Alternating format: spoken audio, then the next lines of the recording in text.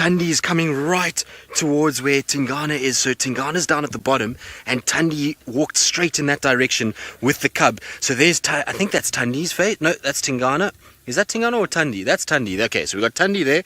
It's just difficult to keep up with everybody. Everyone's all over the place. Tingana to the right. So this is the first time that we've seen Daddy Tingana with his little one. Now the little one is there as well. It's just the grass is very, very long.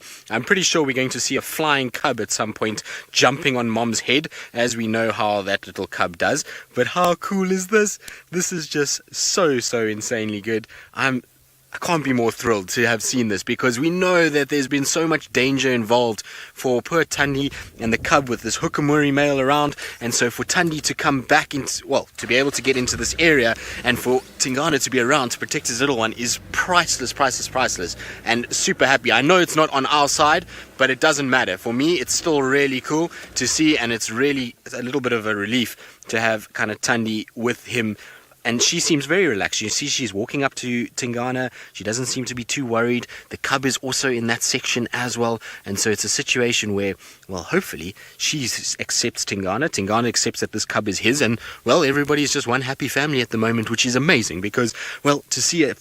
There's the little one. I told you it would come flying out at some point. We know how this little one is. It's always full of games. And they keep going kind of south and north. So I'm hoping that Thandi's going to come back onto our side at some point and bring this little cub with her. I wonder if she just didn't go here because she sensed Tingana was here. And she just came to introduce the little one to Tingana, make sure that he knows, well, this is your little offspring and you need to be a better father and you need to start patrolling Djuma again to protect your little one. So that's what I'm hoping is the case. Now I'm going to go forward a little bit again because it's really difficult, as you can see, for us to get a view. I'm just kind of like going back and forth in one place to try and kind of keep some semblance of a view on both of them. But that is, for me, as good as it can possibly get to have all of them together in one sighting. Now, lads, you're wondering how Tingana knows it's his baby. Well, he would have mated with Thandi, so through a scent he would know that Thandi is a female that he's mated with, and then, you know, he then expects to see an offspring from her. He also has mated with her countless times, and so he knows he's a female in his territory, and therefore hopefully is a individual that he is kind of produced with, and that's why he's accepting of that cub. They have a very sensitive smell and organ that analyzes chemical scent, so her urine, her scent itself will be able to be transported into that organ of Jacobson that sits in the roof of his mouth, and it will analyze that chemical scent, and he will remember, this is a female I mated with, and so this cub is mine. And that's why the females do drift and go outside of their territorial range to be able to then try and get to mate with different males, so that if any of those males on the edges come back to this area, it's a situation where they're able to, or takes over this area, it's a situation where they are fooled into thinking that cub is theirs, even if it isn't. And we also know with leopards that sometimes if they have more than one cub, there can be multiple parents or multiple males involved in that litter. So it's a bit of an interesting one. Tingana doesn't seem to be too sort of concerned about what's going on. He just kind of sits there. He didn't even pop up his head when Thandi came along. He just kind of lay there and was super chilled about life, which is interesting. I would have thought that he would have put up his head when Thandi approached, and just to kind of see what's going on. But at this stage, he, I think, is just in full nap mode. I really do want to see Tingana walking. I want to see him coming out and walking and coming towards this area. Can you see them? Do you want me to move, Hildy? So VM says he can see Thandi and Cub behind the guarri bush, so I'm going to go backwards. Let's just see. How far, VM? A bit more? No, do you want me to try forwards maybe? I can try forwards. There's going to be a ditch by the time I get this right. So I'm just going to try and see if maybe forward gets us something, because we're going to try and get a couple more views of Thandi and the cub. And so while we do that, let's send you back across to James with that ellie bull. Well, we are on the boundary, and I was just saying to Vim, it just goes to show how difficult it is to see a leopard, because if you drove past here, you would have absolutely no idea that there is a leopard sitting there. And even now, where we zoomed tight in like that, those spots are barely visible. So it's pretty incredible just to see how well they camouflage. And so Tingana is still having a really good nap. Thandi and Cub are also taking it very easy at the moment. Apparently they're further west of us, and the visual on them is also not very good at all. From our side there's 0, but from the southern side it's also apparently not great. But anyway, while we're sitting here, I'm sure many of you have seen news of another little baby leopard that is around the area. So for those of you who don't know, there is a female called the Sabi female. Now, Sabi female comes from Mala Mala. She is not one of the leopards from this area and is not Kuchava, where there's been some confusion as to whether she's Kuchava. She's not Kuchava. It's two different leopards. Kuchava is obviously from Thandi's lineage and Sabi from down south. Now, this female does have a cub, and I know that it was posted on Chitwa Chitwa that there is a cub.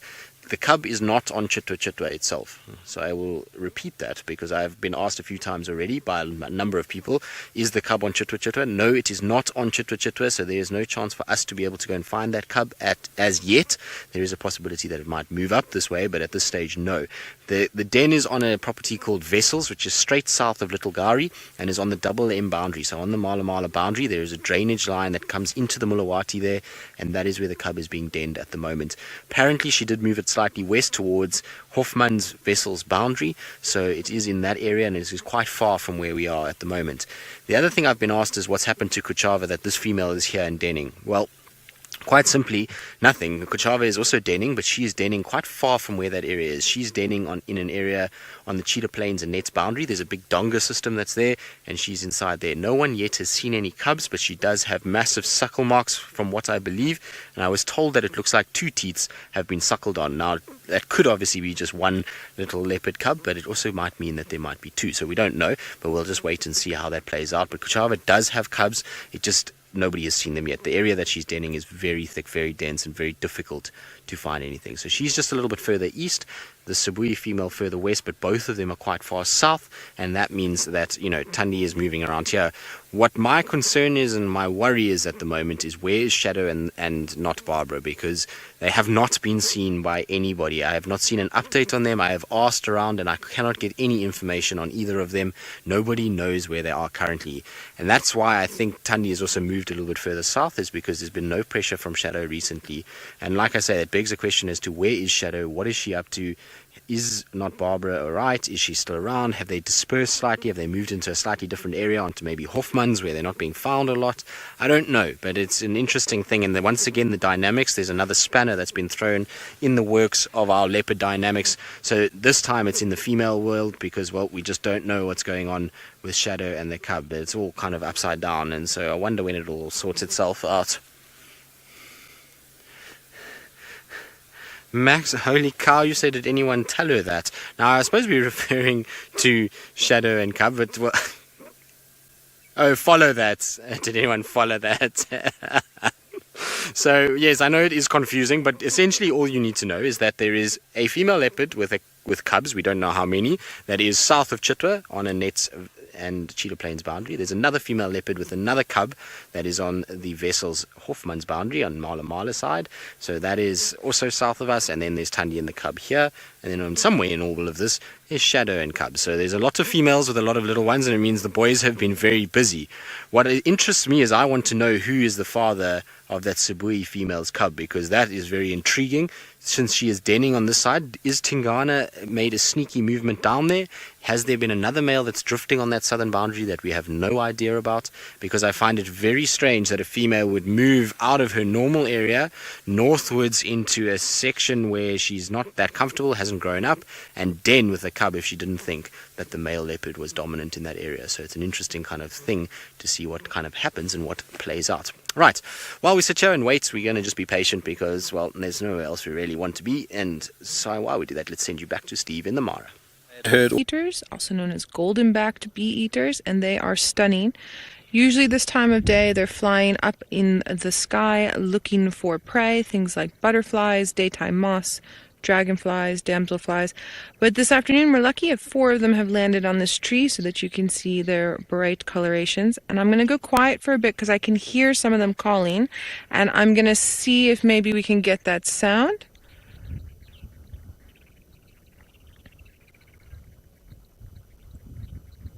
Oh, and of course they stop when I try and get the sound. All right, Tristan has drinking ellies. Let's go to him, and then we'll see if we can get that audio for you when you come back.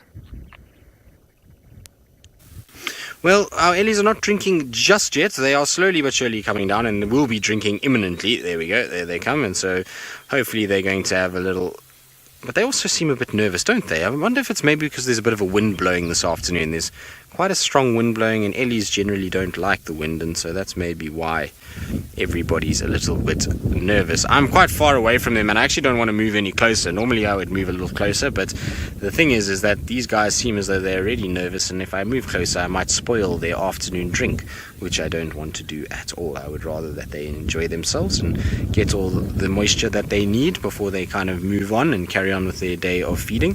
Well, there's some young hippos that are having a little play fight as well. Very typical of the youngsters, always quite boisterous. It seems as though everyone's a little bit boisterous this afternoon. We saw Thandi's cub was bouncing around a little bit. We've had the hippos bouncing around, impalas, elephants. Maybe there's something in the weather that is causing it. It's overcast, windy weather, so not sure why. Generally the animals get a little bit lethargic in this weather, but I suppose after a hot few weeks a bit of cool weather is not the worst thing.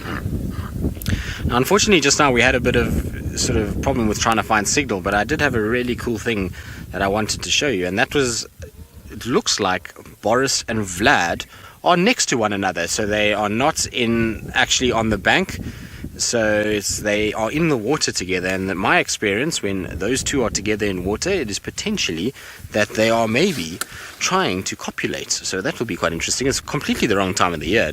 Crocodiles generally don't nest at this time of the year or breed at this time of the year. It's normally in the winter months, but very strange to see the two of them right next to each other. So I'm going to try and reverse backwards and see. I believe our problem might be sorted. So I want to just see if I can get a view of the two of them together. So we're just going to go back a little bit and try and see if I can get you a view. Always got to be a bit careful when you're reversing. There's some sneaky little stumps here, as I'm sure James will attest to. I've been told reliable information has been given to me about the fact that James has driven over one or two of these stumps in this area, and so you've got to be a little careful of them. And probably he's not going to be very happy with me for telling you all of that, but well, that's the way it goes. So here we go. Underneath this bush over here is two different crocodiles together. So very, very seldom do you see two crocodiles that close. Now, of course, it could be a different crocodile. It might not be Vlad or Boris, and there's a new member in the Chitwa Dam, but I don't think so. It looks like Vlad on the left and Boris on the right. You can see them lying right next to one another. There's no display of mating just yet. Sometimes when you see mating displays, you'll find the crocodiles will lift a little bit and their backs will expose, and then they vibrate their backs, and this water kind of dances on the back, and it's a show for the female to be able to kind of indicate that they are ready to, well, the male is big enough and strong enough to cause this to happen, and then the female will mate with him. But so far they're just right next to one another. But like I say, very odd. I mean, we know that we've been to Chitwa Dam many times, and we do not see these two lying right next to each other in water like this very often at all. So either there's a food item that is in there that they're both just kind of clutching to, but I can't see anything floating in the water, and certainly doesn't look like anything under the surface of the water, or there's a situation that maybe, just maybe, they're starting to befriend one another in the start of a possible courtship process. Wouldn't that be quite spectacular to see? I think it would be amazing to see our crocodiles mating. And I wonder what's happened to our little crocs as well. I always worry about them and wonder where they've gone. Thanks very much, Noel. Yes, we have got the southern ground hornbill. We've got two individuals there, an adult and a youngster. There it is. The youngster's becoming an adult. You can, let's have a look at the face. The face has gone a little bit pink. The face is a little bit white before. When they are juveniles, their face, there we go, the one on the right. When they're juveniles, their face has got sort of a whitish grey colour to it, and this one has got a slight pinkish tinge to it, which means it's probably becoming mature soon, and it's got something in its mouth.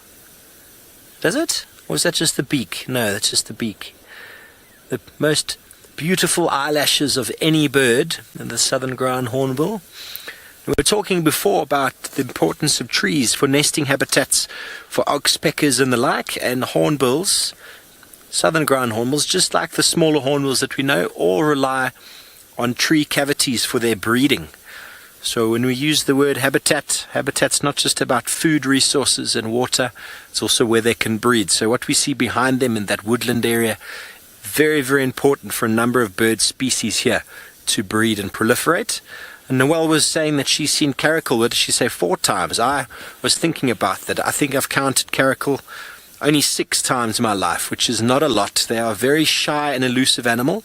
I'm sure we've passed many more than we've actually seen, but it's always exciting when you see them.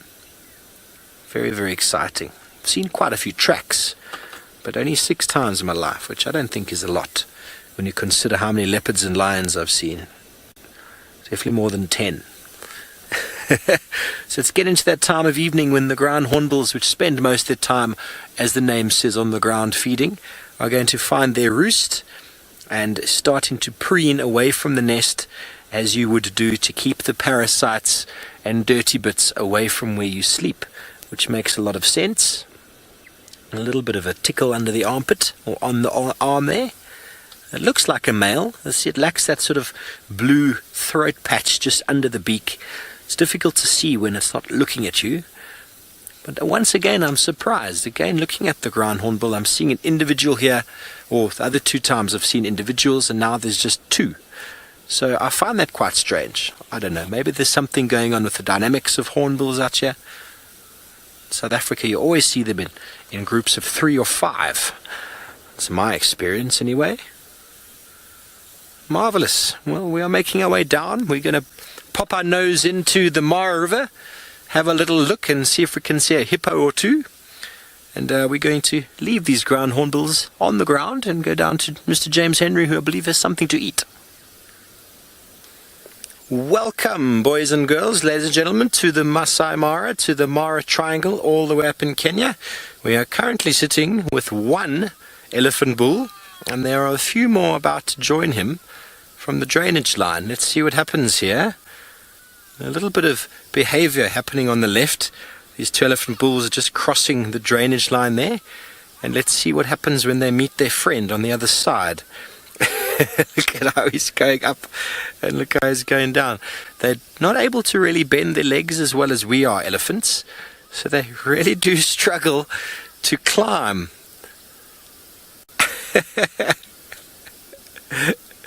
Hello, Raina. You want to know why do baby elephants stay under their mother? One of the reasons is to feel safe. The other reason is she's a huge portable or mobile shade machine. So she brings shade with her wherever she goes, and the babies will heat up a lot quicker than the females. I'm going to introduce myself in a moment, but these elephants are having so much fun, I thought we should go to them first. Look at that, eh? He's a little bit cheeky, isn't he?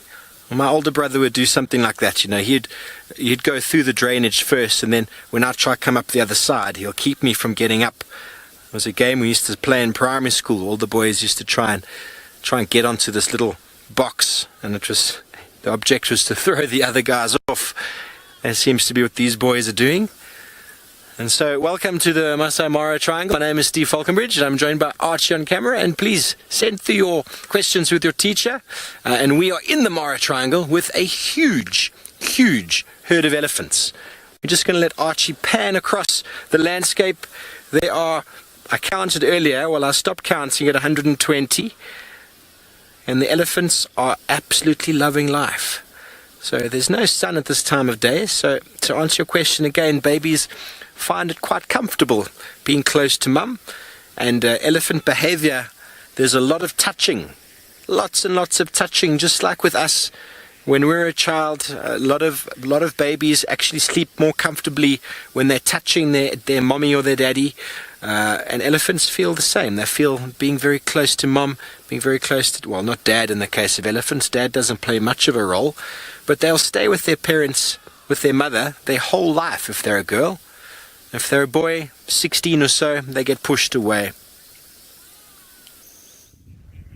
I do indeed. I have a really large bird of prey, a large eagle. It's a pale morph of a Marshall's eagle. So by pale morph, I mean sometimes that they're lighter in color and sometimes they're darker in color and sometimes they're a little bit tawny or rufous. This is the pale morph, and they are incredible. These eagles can eat those baboons we saw, a small baboon.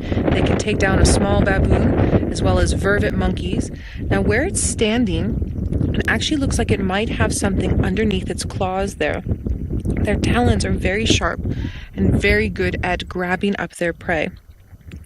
And usually when they perch perch a little bit higher up. Now, he most likely will sleep in this tree or a tree close to here for the evening, because they don't fly around at night.